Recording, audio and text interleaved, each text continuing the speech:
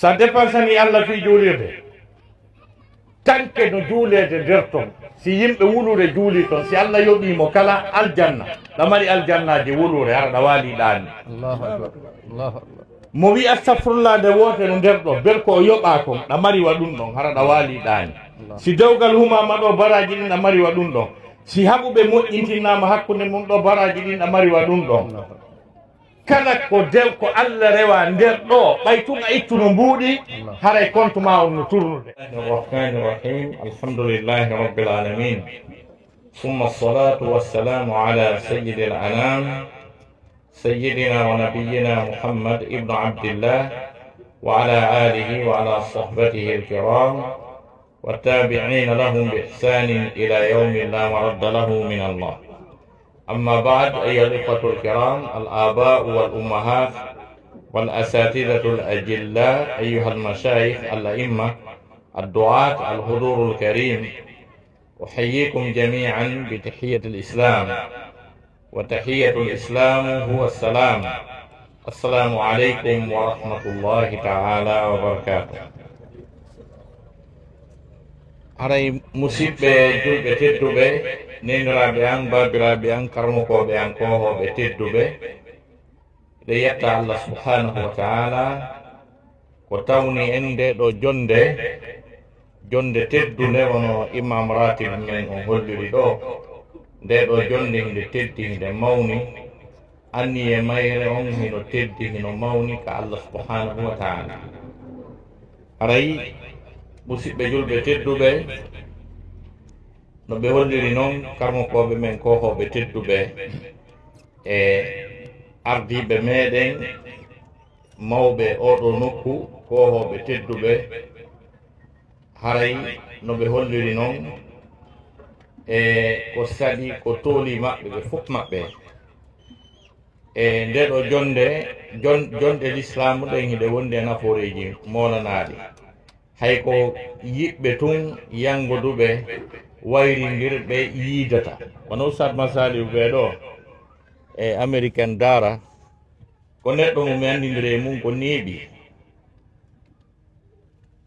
ɗan andi dara makko no Dakar ɗo kono yiidugol amen Dakar ɗo hara ko sifa ɗum ɗo ni sifa nde jonde hara na ka ɓitti kono ɗo woni premiére fois min ko manti ko sina hara ɓe ara e conférence an ɓe ronka andede yiɓe to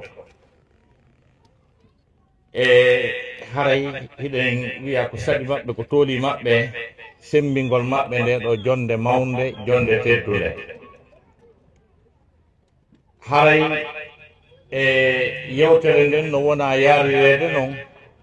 min mi traita e temo mi waɗa e mawdu on ha gasa e haala pular tan ɓay haray mi mutaki fota e wolof o Oustaz julde bari ɓe jumulana en ɗum ɗon e haala wolof kan fiyo yimɓe ɓe faamu ko ɗum mi yewti e pular haray ko noon murandu woni yaadu haray noon mi waɗa introduction seeɗa e français on ɓay haray no woodi musidɓe men gandanoɓe ɗum seeɗa. Donc mes très chers frères et sœurs en islam, c'est pour moi un grand honneur, une immense joie d'être parmi vous ce soir, devant ces visages illuminés par la foi d'Allah subhanahu wa ta'ala et sa piété, pour parler davantage de l'islam.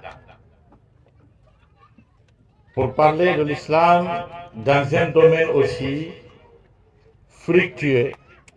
pertinent dans le cadre de cette religion d'Allah subhanahu wa ta'ala. Parce qu'il s'agit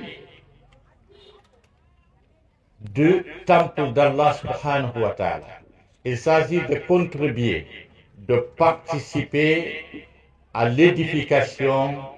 d'un temple d'Allah subhanahu wa ta'ala ou bien d'une maison de Dieu qui est cette mosquée qui est devant nous. Il s'agit également de procéder à une collecte de fonds, de dépenser dans le sentier d'Allah subhanahu wa ta'ala qui constitue un élément fondamental, un élément clé pour cette religion d'Allah subhanahu wa ta'ala. Donc, nous disons, nous souhaitons la bienvenue à toutes ces grandes personnalités ici présentes. Je vais parler des députés qui sont parmi nous, je vais parler des hauts cadres de ce pays, je vais parler des notables, des chefs, des distingués imams qui sont parmi nous, qui sont parmi les habitants de cette cité, Apix, et autres personnalités qui viennent de loin pour contribuer efficacement et pour que cette rencontre se passe dans de meilleures conditions, pour que cette rencontre, cette initiative réussisse. Donc, nous vous souhaitons tous et toutes la bienvenue. Votre présence nous a beaucoup marqué, nous a beaucoup honoré. Donc, c'est une toute petite introduction en français.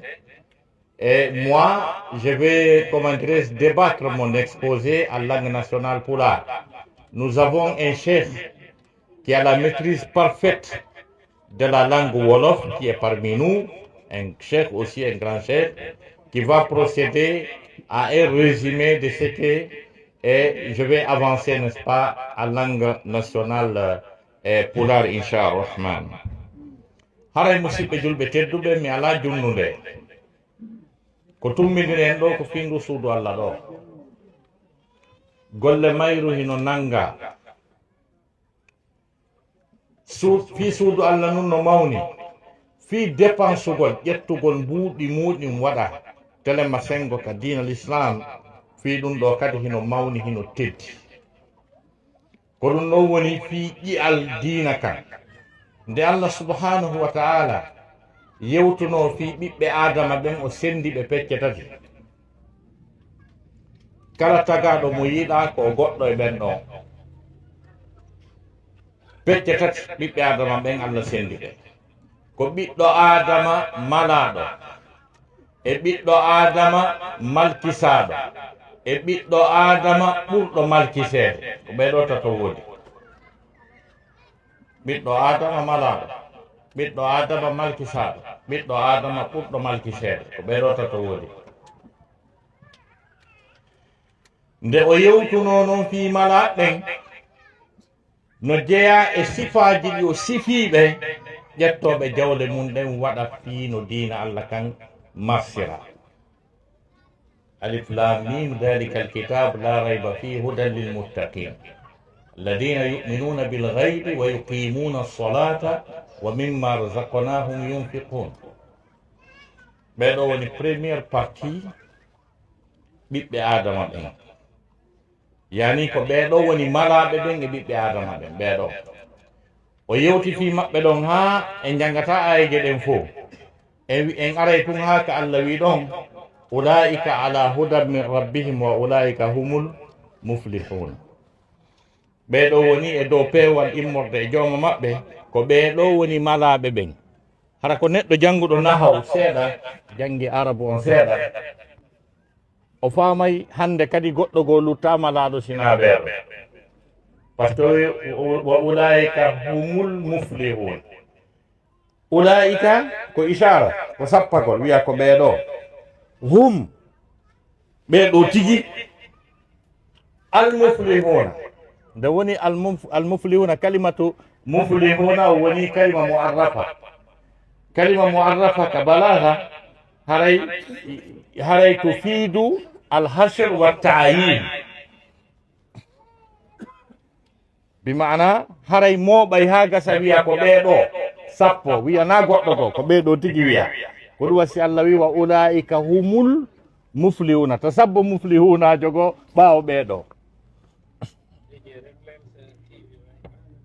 what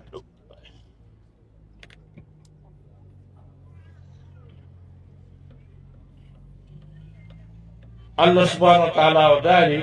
c'est-à-dire ko sen faami no woodi yoga e gande suufallan haala ɗum e bayanaji an min ɗen gande on tigi janngayɗe wawaɗe so wiya mo firde Qur'an no ay geɗen ardiri non ɗo ulaika ala hudan min rabbihim wa ulaika humul muflihuna si tawi ɗa faami arab moƴƴa a sabbaki muflihunajo goo hannde kadi ko ɓeeɗo tun goɗɗo goo ardata kala ko wola fi mum ɓaawɗon na muflihuna hannde kadi ko ɗon woni geɓal aranal ngal ko allah subahana taala sendi ɓiɓɓe adama ɓen ko malaɓe ɓen malkisaɓe ɓen ta ɓeɗo ko malkisaɓe perduɓe ɓen qur'ana wi inna alladina kafaru sawaun alayhim a andartam am lam tundirhum la yuminun ɓen ɗon kadi qur'ana daasi programme maɓɓe on ha hewti e nokku goowi wondema ɓeeɗo bi mana ko uddaɓe ɓerɗe ko ɓe perduɓe ko tagiraɓe fi natugol yiite ɓeeɗo woni malkisaɓe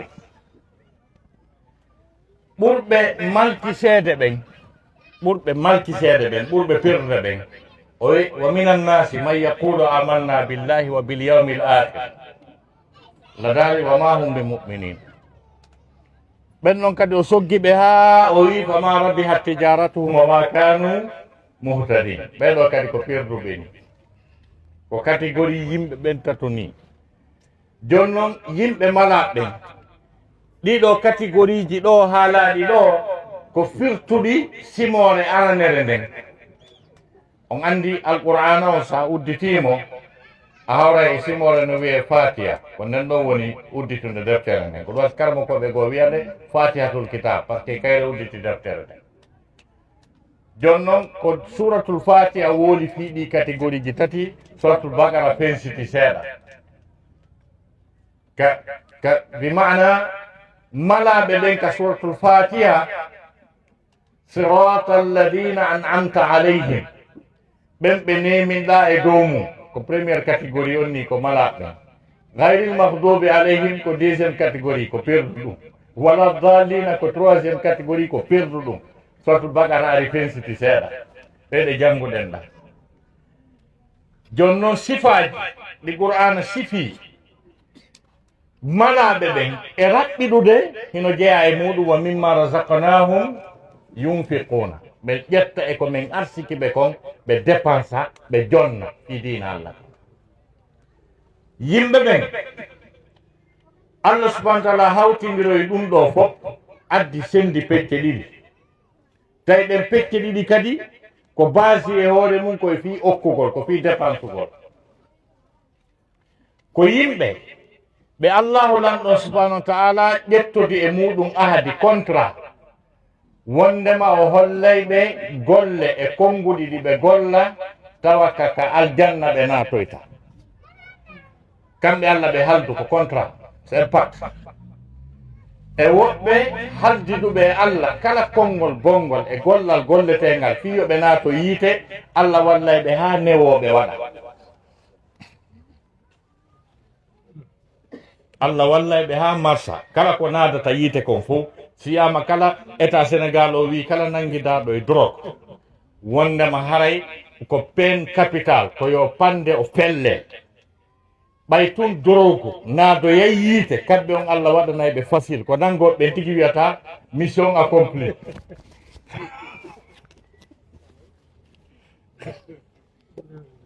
nangoɓe tigui wiyanta ɓen ɗon mission accompli colis o naati marchandise o naati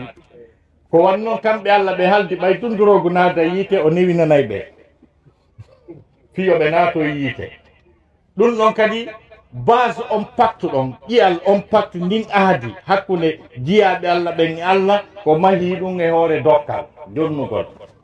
qur'anayi fa amma man a'ata wattaqa wa saddaqa bil husna fa sanuyassiruhu lil yusra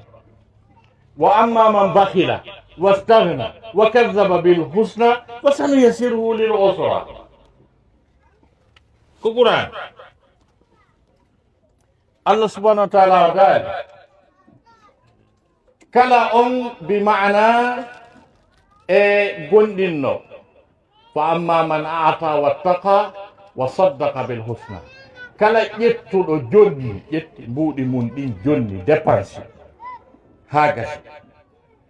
o huli o renti o gongini aljanna wa saddaqa bil husna kalimatu husna fi hadhihi al-aya tani al-janna o gongini aljanna o hooli net aljanna ko gonga no woodi on non on fa sanu yassiruhu lil yusra min niwinanaymo laawol no naatira aljanna ɓen no woodi kamɓe Allah ɓe on contrat kono base on ko si ɓe ƴettiɓe jonni ko si ɓe okki contrat on koye hoore ɗon fawi a yeyɗo goɗɗo wiye bayano no wadde apix tawa himo hooɗi jamñaajo tawa o tama o yaaɓa paasi o alaa ko hewtira ɗo kono ɓay kanko e Allah ɓe haldi ahadi contrat wondema kala ka baraji heɓoto o hewtay ɗon goɗɗo ara e joni gara otowal wiya senɗen kala ko newinta fii no on tigi natira aljanna Allah subahana taala waɗ facilitanaymo par ce que o okki wa amma man bakhila kala on no wuddirɗo sali o winni Allah min komi jeeyi kon mi okkata mi sali fii juulirde nden mi sali fii bayana wonɗo wadde apix ɗo mi jonnata fus na okkitirgol jawle mi ardani adna ko wiyete wa amma man bakhila wastahna o alɗinori c'est à dire o wi komi jogii kon mi yonanilam wa kadaba bil husna aljanna merci Allah jogo aljanna ma on haccati an ala e aljanna mi yo ɗo welu tum wa kadaba bil husna o fenni aljanna on noon kadi Allah daali fa sanu yassiruhu min niwinanaymo lil usra naatugol yiite ko ɗum goɗɗo kadi dorto ɗo wiye soirée no wadde Thiès soirée no wadde toon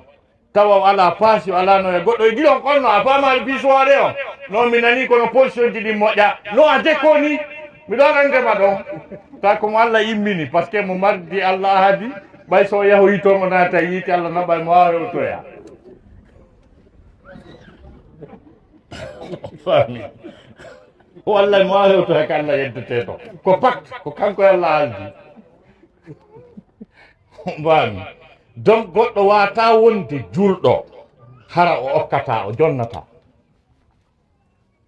o wona ka nder l'islam mo Allah yiɗi o mo Allah fasilanta natugol aljanna hara o watta ni o jonnata no ɗum ala tan par ce que ko yowi ɗum e hoore jonnugol aya go wi inna allaha astara min almuminina anfusahum wa amwalahum Allah o nan ɗo soodi e gonɗinɓe ɓen contrat wonɗo hakkude men Allah par ce que buyno jindude e nder ka diina ɓe annda ko honɗum ɓe naati e mum ɓe annda koye honɗum ɓe naati ɓe nder ga kono ɓe annda ko pacte ko contrat hakkude men e Allah ko contrat woni hakkude meɗen Allah e fii diina ka na juulugol tun dey na horgol tun dey ko enen e Allah haldi goɗɗum inna allaha astara min almuminina anfusahum wa amwalahum Allah soodi e jungo gonɗinɓe ɓe wonkiji maɓɓe ɗin e jawle maɓɓe ɗe in fo a wi la ilaha illallah muhammadun rasulullah iwi ndeññande na an andi fi wonki maaki Allah soodi o jeeyi kanko jeyma ko a jeyaɗo Allah tu deviens automatiquement un serviteur de Dieu à partir du moment qui a prononcé cette attestation qu'on appelle ash-shahada iwi ñande wiiɗa ɗum ɗon hande kadi na andi hoore ma na andi ka yaata na andi ko ñamata na andi ko ɓornoto wa amwalahum e jawle maɓɓe ɗen compte bancaire maɗa mbuuɗi ma ɗi fof majji ko Allah jeeyi hande kadi kon contrat woni hakkunde mum inna allaha astara min almuminina anfusahum wa amwalahum bi anna lahumul janna o soodima an c'est à dire ko ngeygu ko commerce njano hurɓiniɗo wonɗo par ce que le client soodowo on wonɗo sodde on ko Allah c'est Dieu le patron des patrons c'est lui qui est le client la marchandise c'est quoi c'est toi et ta fortune maintenant ko honɗum Allah soodiri c'est le paradis ko aljanna o bi anna lahumul janna ko wonkimaki e jawdi mani ko Allah jeeyi au retour ko aljanna ko contrat aljanna wondi o يقاتلون في سبيل الله فيقتلون ويقتلون وعدا عليه حقا في التوراة والإنجيل. الله داريه بداريه كم بات فين دين الله كيار رياس يقاتلون في سبيل الله. كلمة يقاتلون هرين يتي دي ناتا اندير يقاتلون فيقتلون ويقتلون كلهم في يقاتلون هبه كم بات فين دين الله كنيبرا Allah dali ndin ahadi non on contrat don ko on mentionné signado ka tawreta e ka linjila e ka qur'an on no signada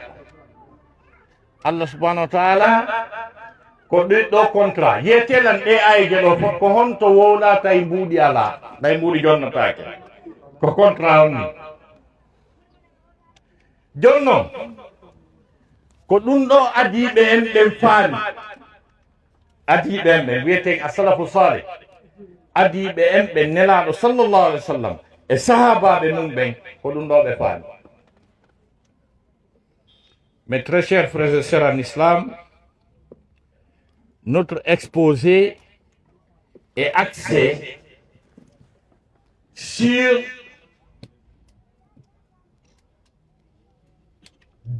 dépenser pour le sentier d'Allah subhanahu wa ta'ala. Allah subhanahu wa ta'ala a donné 3 catégories dons. L'homme, c'est-à-dire la première catégorie, c'est celle-là qui est épargnée, qui a réussi. La deuxième catégorie, c'est celle-là qui est perdue, qui est ruinée, qui est maudite. La troisième catégorie, c'est la plus perdante, la plus maudite, qui a une mauvaise finalité. Dans ces 2 premières sourates du Saint-Coran, je parle de la sourate Al-Fatiha et de la sourate Al-Baqarah. Dans les versets coraniques, Allah subhanahu wa ta'ala a cité, c'est-à-dire cette communauté qui a réussi. Sirat al-ladina an'amta alayhim, guide-nous vers le chemin lequel tu as accordé ta grâce. Ça, c'est la première catégorie. C'est cette catégorie qu'Allah subhanahu wa ta'ala a procédé à décrire dans la sourate Al-Baqarah, là où il a dit ceux-là qui croient à l'invisible, alladhina yu'minuna bil ghayb, et qui s'acquittent de la prière et qui dépensent de ce que nous leur avons donné. Et donc, dans un verset coranique, parce que toute œuvre humaine ne peut pas aboutir sans l'assistance divine. Même si tu décides de rentrer dans l'enfer, il faut que Dieu t'assiste. Et le contrat se trouve à 2 niveaux. La base, c'est de dépenser, c'est de donner de l'argent, c'est de donner de la fortune. Dieu dit, c'est lui qui dépense, n'est-ce pas, et qui craint Allah subhanahu wa ta'ala, et qui accorde une importance capitale, n'est-ce pas, au paradis. Allah va lui faciliter la tâche d'accéder au paradis. Mais c'est lui qui refuse de donner, qui refuse de dépenser pour la cause d'Allah subhanahu wa ta'ala, et qui se suffit de ce qu'il a, et qui m'écrit, n'est-ce pas, du paradis, Allah va lui faciliter la tâche d'accéder à l'enfer. Et Dieu nous a dit, c'est un pacte, c'est un contrat qui nous lie. Dans la sourate At-Tawbah, la répartition, il dit, le contrat entre vous, Allah subhanahu wa ta'ala a acheté chez les croyants leur âme et leur fortune. Ça, c'est un pacte. Jonno musidɓe julɓe tedduɓe adiɓe en ɓen e ɗum kamɓe ɓe faamuno ɗum ɓe ƴettuno jawle maɓɓe ɗen ɓe jonni ɓe dépense fii diina kan ha naafigiɓe wi ɓe ala hakkil ɓe ko feetuɓe ni wa ida qila lahum aminu kama amana annasu qalu anu'minu kama amana sufaha si ɓe wiyama gonɗinire no sahaba ɓe gonɗiniri noon ɓe nono gonɗinal ngal c'est bon meɗen wakkili iman meɗen wakkili mais feetere nden men sali gonɗinal ngal men jaɓi kono jofoyagal ngal feetere nden men sali minen mi wata jokkude yimɓe ƴettoɓe ko yangi ko jeeyi kon fof jonna ɓe wakkilaki ɗum ɓen noon ko feetuɓe humu sufaɓe ala hakki ko fi on ɗum waɗi si ɓe inni ɓe sufaha hari nelaɗo si landike mbuuɗi hari nelaɗo si wi mbuuɗi ɓe adday si nelaɗo si wi diina kan wi mbuuɗi ñande ko nelaɗo wino mbuuɗi tawi seydna aboubacre e seydna omar ɓe wadde concurrence fi dépensangol allah subahanahu wa taala nden ñande seydna omar desidi aboubacry ɓuratamo ɓay nelaɗo wi mbuuɗi seydna omar ndaari compte bancaire ji mum ɗin fof o andi ko jelu wonton o ndaari terenji makko ɗin fof o andi ko jelu wonton o ndaari cuuɗi makko ɗin fof o andi ko jelu wonton o évalue o andi montant on o divise par 2 ɗen dari ɗo fii ɗo ko haala 12 millions min nani no woole ɗo ɗo 12 millions tawi ko sifa ɓe julɓe 12 millions enen wonɓe ɗo ɓen fof wallahi mo kala min si ndaari terenji ko jogii kon e valeur cuuɗi ko darni kon e mbuuɗi ko wallini kon ka banque mo kala si ndaari ɗum fof hawtiti divisé par 30 o addi ɗo haray hoote Allahu akbar. o addi ɗo haray lanni bayana ala hoote gooto pette ara ƴetti mais imaginez vous tawa e nder apix ɗo on tigi ɗo mari ɗo 5e dal jeego almadi mo mari 5e dal jeego CBAO mo mari 100 millions francs CFA banque d'habitat mo mari 50 millions francs CFA o hawtindira ɗiɗo fof o divisa par 2 o innami jonni Allah honto ɓen julɓe woni honto ɓe julɓe woni nden ñande ɓay seydna oumar addi ha gasi nelaɗo yitay no ɗuuɗi ɓenni oumar ko jelu adduɗa o wi nelaɗo komi jogii kon fopp e jawdi mi sendi pecce ɗiɗi feccere nden mi addi ɗo ndeya mi accinde toon nelaɗo maaki yo Allah waɗu barki ko adduɗa ko yo Allah waɗu barki ko luttito ko ɓay seydna aboubacry hewti addi nelaɗo yii ndaari ko ɓe winni ene aboubacry ko jelu accanɗa ɓeygure ma nde on ɗon na o wiyaani ko jelu adduɗa ko jelu accanɗa ɓeygure ma nde seydna aboubacry wi hande nelaɗo min aboubacry mi luttiraka an si wona Allah e nelaɗo mum o mi addi fof oyi mi addi fof seydna ousmane bun affan ñande goo nelaɗo wino mbuuɗi adde mbuuɗi tawi no fokkita nangodire ko seydna ousmane bun affan o addi geloɗi temedere e geloɗi 50 e marchandise majji minen no woodi camion je kamen lagine nde ɓe innata 12 roues pine 10 ko sifa ɗen camion je o addi charge kadi makiti ha heewi piiji ɗin fof 150 o addi e nelaɗo hino ɗo nelaɗo ndaari wi ousmane a waɗi buy kono ɓeydu he enen ɗo sibi waɗi ɗo bayana ha goɗɗo addi ɗo 1 million francs CFA min ni ɓeydu non c'est au sarla il ne croit faux parce qu'on n'a pas d'esprit non o sarsijo ɗo ko feetuɗo men nanigo inde o ko guine to yurata ala hakke kono meddeta 1 million o innan ɓeydu oɗa ko plus qu'un milliard o addi nelaɗo wi ɓeydu ɓay nelaɗo wi yo ɓeydu hakke ma ko seydna ousmane welti o jiɗi ko honno ɓeydirta ha timma yomi ɓeydu 50 yomi ɓeydu on accimi adda bel komi addi ko o addi geloɗi temedere e geloɗi 50 kadi nden ñande ɓay o addi ɗum Allah noddi seydna jibril wi jibril ar ɗo ko mawni waɗi ka leydi ga mission joni tippo ka leydi yahu wi analam muhammad rasulullahi sallallahu alaihi wasallam yo yetanolan o wiyeteɗo ousmane iwi hande o wattata ko mettata mi hande kadi Allahu akbar. Allahu akbar. wi hande o wattata ko mettata tawi o heeɓi ko hekki aljanna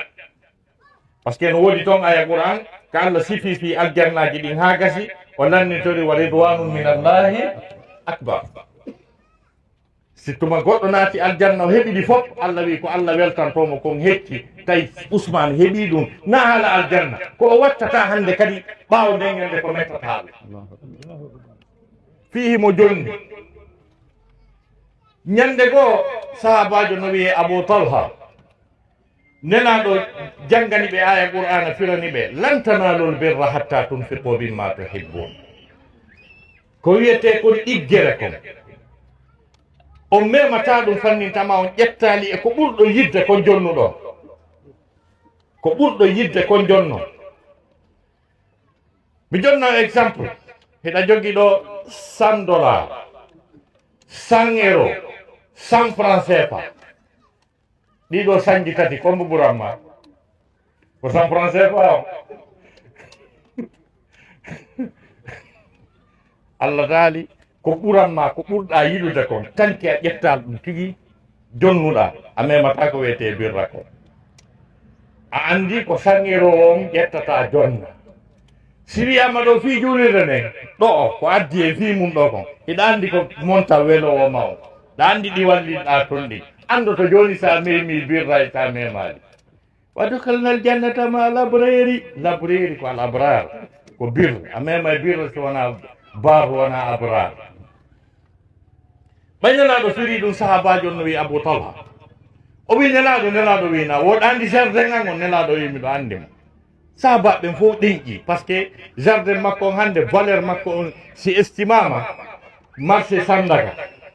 supermarché ɓurɗo janɗude ɗon on tamo jogui wona magasin ji wulure marché Sandaga magasin ji wulure centre commercial mo magasin ji wulure ko ɗum ɗon estimete e jardin abou talha on nde ñande o wi nelaɗo mi ala komi yiɗi ka wonki an ha hewti jardin an o mi okkimo l'islam ɓay o yalti ɗon ha gasi o yahoy ka jardin ko tawi ɓeygu makko e ɓiɓɓe makko ɓen no nder ton hiɓe tetti e fruit ji ɗin waɗi e sangawoy koy koɓe maɗɗi kon o tuttini ɓe o liɓi koɓe tetti kon o hibbi o inne jeeya ɗum ɗo hande kadi mi okki allah Allahu akbar. Allahu akbar. oni mi okki allah ko ɗum ɗo abou talha wanno e hino en eno suudu allah mum premier pas on ko fi 12 millions noddi en ɗo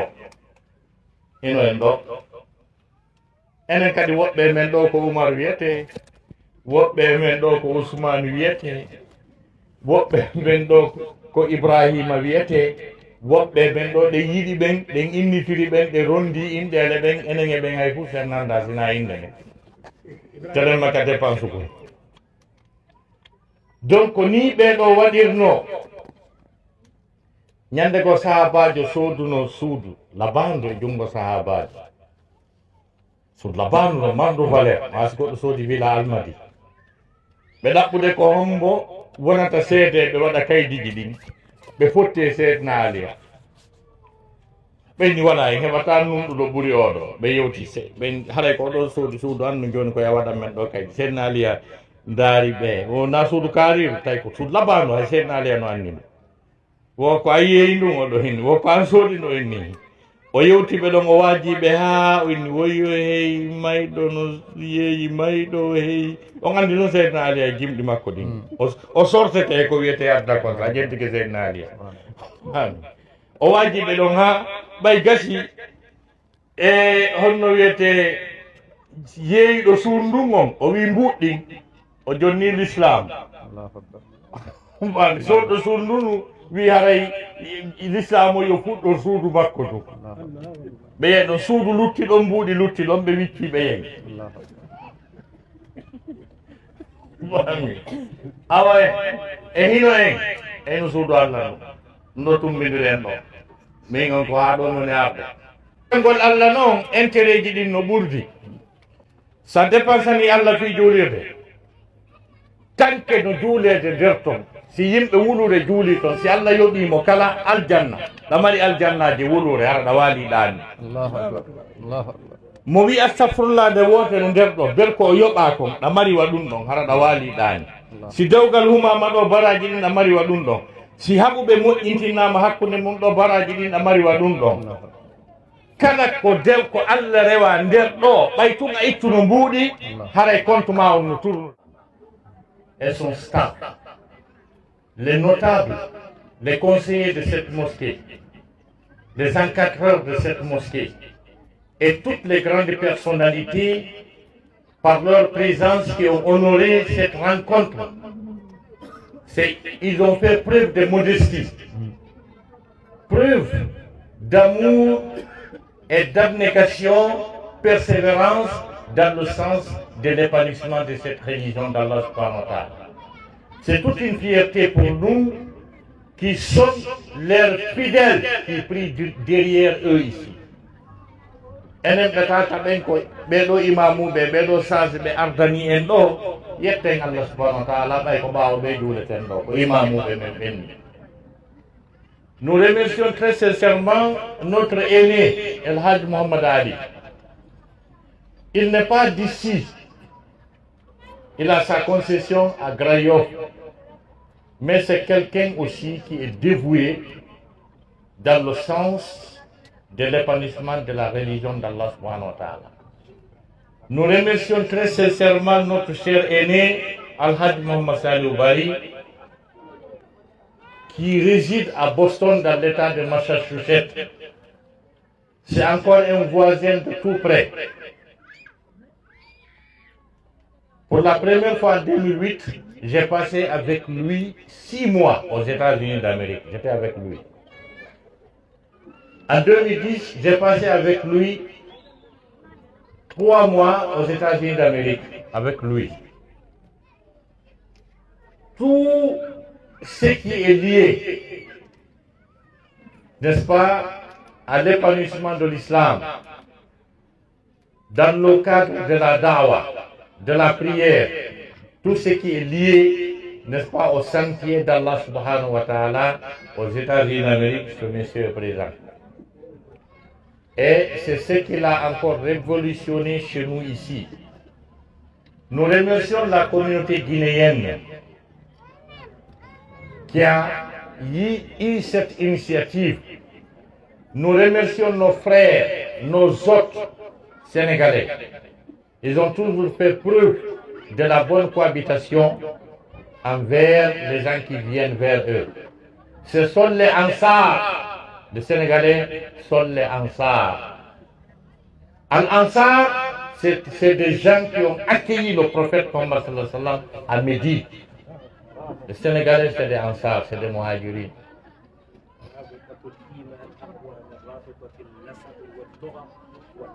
Masha'Allah, Masha'Allah. Donc le lien islamique, le lien fraternel islamique,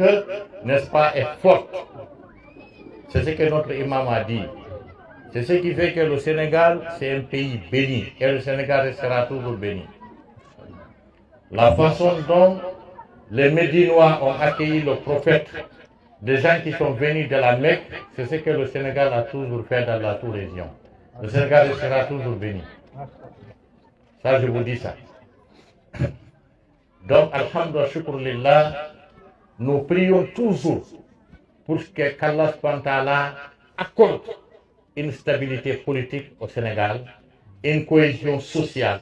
une paix durable, un décollage économique. C'est notre souhait à ce pays. Merci à vous, merci au Sénégal, merci à la population sénégalaise, le peuple de la Teranga. Merci infiniment. Donc, Haran Isha Rahman, un dernier loyau Terendeng, et là, Yamaru Kambe Imam Mengon, Alaj Madadu en organise de nous, Alaj Masalu en Heidi Tini, Weltanagol Karamo, men Tedu Besini, Besembine, one Usal Ismail and Do, Usal Sai Mendo, Usal Musa et Usal Alaja Masai Kulode, e dennananga seeniɓe ɗon ɓe fof senbini seena men on e weltanikeɓe mi haalno law ministre usad julde ɓeɗo eɓe takko an ara mi wula hay fof par ce que tattali wi wono fo mi nanta kono ɓaymi suivaɓe ka réseau sociaux mi nana e wolo fuure nde ɓe hartoto toon nde kala kami poɗata kalimawol sénégal ɗo si ɓe ɗo ko mene yaade ara e jonna imam mum ɓe duwano yimɓe ɓe gaccite yimɓe ɓe prépare le fifo tron inchallah